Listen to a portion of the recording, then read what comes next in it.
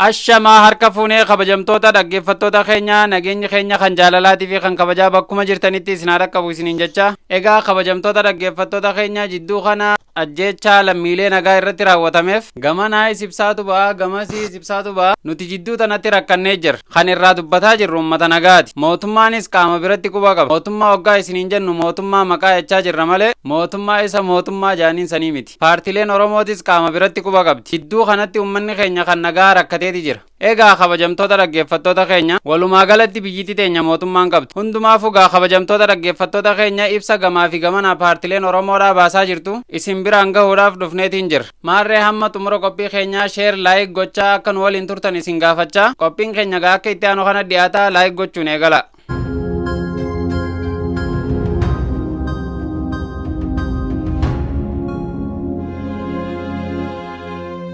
Tolega kabajamtoota dhaggeeffattoota keenya. Egaa yeroo baay'ee kan nu beeytan qophiilee bashannansiisoo isiniif dhiyeessuudhaani namoota tokko tokko kan qophii nuti dhiyeenya kana dhiyeessaa jirru irratti komii kaasaa jiru agarra. Maaliif qophii bashannanaa qophii koflaa san hin dhiyeessine jechuutu mul'ataa jira. Osoo lammiin keenya haala kanaan bo'aa jiru kofla maaltu nutti tola jenneeti kan dhiifneef. Kana gabaabdumatti akkasitti nuuf hubadhaa isiniin jecha gaafa nagaa arganne uummanni keenya nagaa argate qophiilee bashannansiisoo san immoo akka isiniif dhiyeessinu gamanumaan waadaa isiniif seenna. Hundumaafuu taatee jidduu kana taatee irratti ibsa kaafaawwan baasee fi akkasuma ammoo abaawwan baase akka itti aanu kanatti gaggabaabsinee gurra isin buufnaa ammas turtiin keessan waliin haa ta'u isiniin jennaa waliif daddabarsu isin dagatinaa isiniin jenna. Nageenya lammiilee eegsisuun dirqama mootummaati jechuudhaan koongiresiin federaalaa Oromoo ibsa baase. Ajjeechaa lammiilee irratti raawwatame ilaalchisee ibsa koongiresii federaalaa Oromoo KFO irraa kennamedha. Waggoota sadeen dabranii asitti haala adda ta'een naannoo Oromiyaa keessatti akkuma waliigalatti ammoo Itoophiyaa keessatti wal waraansii fi walitti bu'iinsi gaggeeffamaa akka jiruu fi ajjeechaa hiraaraa fi buqqaatii lammiilee nagaatiif sababa ta'aatiin jira. Keessumaa dhiyeenya kana waxabajjii 14 bara 2014 akka lakkoofsa Itoophiyaa naannoo Oromiyaa godina Wallagga Lixaa aanaa Gimbii ganda Tolee jedhamutti Aleellaa hidhattoonni raawwataniin lammiileen nagaa dhibbaan lakkaawaman itti dhukaafamee gara jabinaan jumlaadhaan ajjeefamu isaanii dhageenyeetiin jirra. Baay'een ajjeefamtoota kanneenii dubartoota fi daa'imman akka ta'anis odeeffannoon nu gaheetiin jira.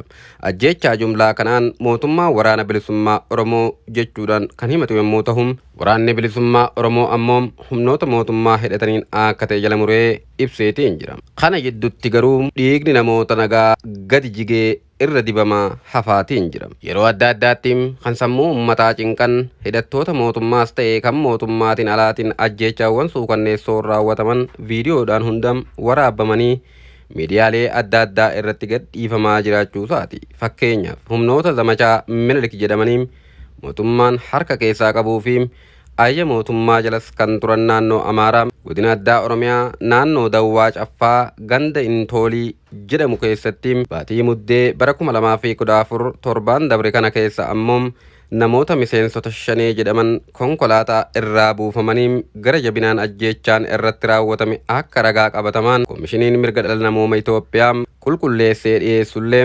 tarkaanfiin tokkoyyuu fudhatamee hin jiru.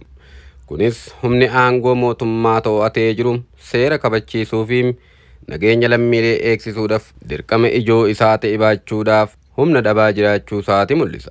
Akka KFO'tti dhiiga lammiilee nagaa dhangala'aa jiruun bu'aa siyaasaas ta'ee injifannoon argamu gonkumaa hin jiru jennee onneerraa hin amanna. Haleellaa lammiilee nagaa irratti raawwatame hunda ni balaaleffanna. Sabaaf sablammii biroo Oromiyaa keessa jiraatan kuma jiraattota naannichaa kamuu eegumsaa fi lubbuu fi qabeenya isaaniitiif wabiin guutuun kennamuu fi qaba kan jedhu ejjennoo cimaadha qabna. Gama kanaan nageenya lammiilee kanaa eeguudhaaf bulchiinsi mootummaa naannoo Oromiyaas ta'ee mootummaan federaalaa har'a borootuu hin jedhin dirqama isaanii bahachuu akka qaban cimsineeti yaadachiifna. Uummanni Oromoo bal'aanis ajjeechaa lammiilee nagaa naannoo Oromiyaa keessa jiraatan irratti raawwataman hunda sagalee tokkoon balaaleffachuudha qaba. Ajjeechaa iddoo garaagaraa keessatti raawwataman hundumtuu qaama gartummaa irraa walaba ta'een akka qulqulleeffamu KFO'n irra deddeebiidhaan yaamicha dhiyeessaa turuun isaa akkuma yaadatamu ta'een ammallee humnootni ajjeechaa jumlaa toleetti raawwatame irratti hirmaatan hundi qaama walaba ta'een qulqulleeffamanii ummataaf akka ifa godhaman kan badii raawwates seeratti akka dhiyaatan yaamicha dhiyeessina. Haleellaa raawwatameen kan lubbuu dhabanii fi kan miidhaman hundaaf gadda nutti dhagahame ibsaam maatii fi firoottan isaaniitiif jajjabina hawwina. Kanneen rabbiin lubbuu oolchee haleellaa kana jalaa hafan tasgabbeessuu fi deebisanii ijaaruudhaaf tarkaanfiiwwan atattamaa akka fudhatamu ni yaadachiifna. Dabalataanis humnootni sababa garaagarummaa siyaasaatiin wal waraanaa turan garaagarummaa isaanii dhiphisanii karaa nagaatiin rakkoolee isaanii furachuudhaaf tattaaffii akka godhan, kanaafis marii hunda hirmaachise akka gaggeessan irra deebiidhaan waamicha taasifna. Koongirasii Federaalaa Oromoo Waxabajjii 15 bara 2014 Finfinnee. Waa'ee ajjeechaa Gimbii, Gaambeellaa fi kaanii paartiin biyya bulchuu fi mormitootaa maal jedhan jechuudhaan gabaasni BBC'n afaan Oromoodhaa reefuun kana dhiyeesse maal jedha. Ajjeechaa lammiilee nagaa irratti bakkeewwan garaagaraatti raawwatamaa jiran qaamni walabaa gidduu seenee akka qoratee ifa baasu adda bilisummaa Oromoo fi Koongirasiin Federaalaa Oromoo KFO'n ibsa baasuudhaan gaafataniitiin jiru. Gama kaaniin paartiin afaan illeen taatu biyyan bulchaa jira jedhee of waamu paartiin badhaadhinaa kora isaa gaggeessaa kan jiru. Koreen hojii raawwachiiftuu paartii badhaadhinaa ajjeechaa lammiileen nagaa irratti raawwatamu kamuu balaaleffachuudhaan ibsa baaseetiin jira. Haala nageenya yeroo ammaa fi tarkaanfii seera kabachiisuu irratti kan mari'ate koreen paartii badhaadhinaa tarkaanfiin olaantummaa seera eegsisuu akka itti fufuuf kallattii kaa'u isaanii ibsa kanaan eeraniitiin jiran. Torbee dabre kibxata Waxabajjii 14 bara 2022 haleellaan naannoo Gaambeellaa namoota 40 caalan galaafatee erga raawwateen booda kutaalee lixa Itoophiyaa jiran keessatti yaaddoon nageenyaa hammaatuun himamaatiin jira. Walitti bu'iinsi hidhattootaa fi qaamolee mootummaa gidduutti Gaambeellaatti eegale magaalota lixa Oromiyaa kanneen akka Dambidolloo fi Gimbii keessatti illee raawwatameetiin jira. Godina Wallagga lixaa aanaa Gimbii ganda Tolee keessatti haleellaa sanbata darbee Waxabajjii 18 bara 2022 raawwateen namoonni 300 ol ta'an ajjeefamuu namoonni ijaan argine jedhan ibsaniitiin jiru. Lakkoofsi kun garuu hanga ammaatti qondaaltota mootummaatiin hin mirkanoofne. Ajjeechaa kana hordofee qondaaltota mootummaan biyyattii dabalatee jaarmiyaalee mirga namoomaaf falmanii fi mootummaan Ameerikaa dhimma kanatti dhimmamuudhaan ibsa kennaniitiin jiru.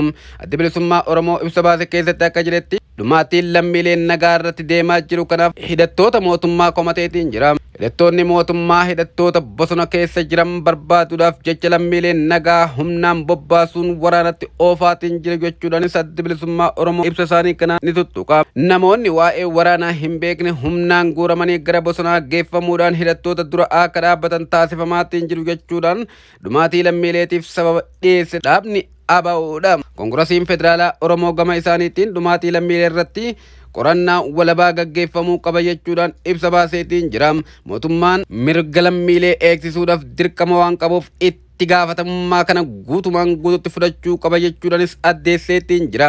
ABO'n ibsa isaa keessatti akka eeretti wayita qaamoleen mirga namoomaaf falman lammiileen hedduun ajjeefamuu ibsaa jiranitti mootummaan garuu ajjeechaa lammiilee irratti raawwatame haaleetiin jira jechuudhaan dubbata. Akka fakkeenyatti ajjeechaa abbootii gadaa Karrayyuu irratti muddee takka bara 2020 takka humnoota mootummaatiin raawwatame kan koomishiniin mirgoota namoomaa Itoophiyaa ibsa baase mootummaan hin fudhanne jechuudhaan ibsa isaanii kanaan qeeqeetiin jira. Hidhattoonni yuunifoormii waraana mootummaa Itoophiyaa uffatan naannoo Gaambeellatti nama Oromoo nagaa wayita haala suukanneessaan itti dhukaasanii ajjeesan akkasuma haleellaa suukanneessaa godina addaa saba Oromoo naannoo Amaaraa viidiyoon waraabame akka fakkeenyatti eeraniitiin jiru. Mootummaan Itoophiyaa hubattoota akka caasaa nageenya isaatti fayyadamuudhaan rakkoo kana dhaleetiin jira kan jedhe ABO'n kun ammoo dhalattoota naannoo fi qubattoota walitti buusuun lubbuu fi qabeenya hedduu balleessaatiin jira jechuudhaan komateetiin jira. Kutaalee Oromiyaa gara lixaa keessattuu Shawaa Wallagga keessatti malli qunnamtii addaan cituun dararaan lammiileen keessa jiran qixa sirrii ta'een akka hin hubanne hudhaa ta'eetiin jira jechuudhaan ibsa isaanii kanaan komatu. Dabalataan mootummaan miidiyaa harkaa qabu fayyadamee miira hawaasaa dantaa siyaasaa isaaf jijjiiraa jiraachuu kan eere ibsi isaanii kun ammoo nageenyaaf balaadhaan dhiiga hedduu dhangalaasuu danda'a jechuudhaan dubbata. Haleellaan hidhattoonni mootummaa fi michoonni isaanii kutaalee biyyattii adda addaa keessatti lammiilee nagaa irratti raawwataa jiran biyyattii gooluurra taree gaanfa Afrikaatti fillee balaadha jechuudhaan ABO'n ibsa isaanii kana keessatti kaasaniitiin jiru. Kanaafuu qaama walabaa qofaatu waan raawwatamaa jiru dhugaa irratti hundaa'ee qorachuu qaba jechuudhaan ibsi isaanii kun hubachiisa. Qaamni dhimmi ilaallatu hundinuu taatee raawwate kun qaama walabaan akka qoratamuuf tumsuu qabu ganda tolee fi bakkeewwan birootti haleellaan lammiilee nagaa irratti raawwatamaa jiru qaama walabaa qofaan qoratamuu qabas jedheetiin jira. Koomishiniin mirga namooma Itoophiyaa lammiileen ajjeefamuu ibsee tarkaanfiin hatattamaaf fudhatamuu qaba jechuudhaan dubbata. Mootummaan naannoo Oromiyaas mootummaa federaalaa waliin ta'uudhaan tarkaanfii humna shororkeessaa ittiin jedhu irratti fudhachaa jiru cimsee akka itti fufu ibseetiin jira. Ministeerri muummee Abiyyi Ahmad gama isaaniitiin bakkeewwan rakkoon nageenyaa jiran maratti tarkaanfiin nageenya mirkaneessuu cimee itti fufa jechuudhaan dhaadachuunsaa kan dagame yommuu ta'u, qaamoleen seeraan alaa fi hidhattoonni lammiilee nagaa irratti badii raawwatan gochi isaanii kan fudhatama qabu miti jechuudhaanis dubbateetiin ture. Mootummaan haleellaa raawwatameef waraana bilisummaa Oromoo kan shanee jechuudhaan maqaa xureessanii waaman kana yommuu himatu, dubbi himaan ABO yookaan dubbi himaan ABO waboo garuu haleellaa kana kan raawwatan hidhattoota mootummaati jechuudhaan jala muree itti himeetiin jira. Toleegaa kabajamtoota dhaggeeffattoota keenya haruma hundattuu gaalammiin teenya akka rakkoo hamaa keessa jirtu dhagaatiin jirtan jennee abdanna. Kanaaf obbo Jowaar Mohammadillee yeroo kanatti wanni hunda dura dursuu qabu nagaa jee lallabaa kan jiruufi kana akkasiin hubadhaa isiniin jenna kabajamtoota dhaggeeffattoota keenya yaada qophii keenya irratti qabdannuuf katabaa akkasuma ammoo waliif daddabarsuudhaan ummata keenya biraanis gaa isiniin jecha qophiin keenya kanumaan kan goolabnu tahaa hamma qophii biraatiin walitti dachaanutti.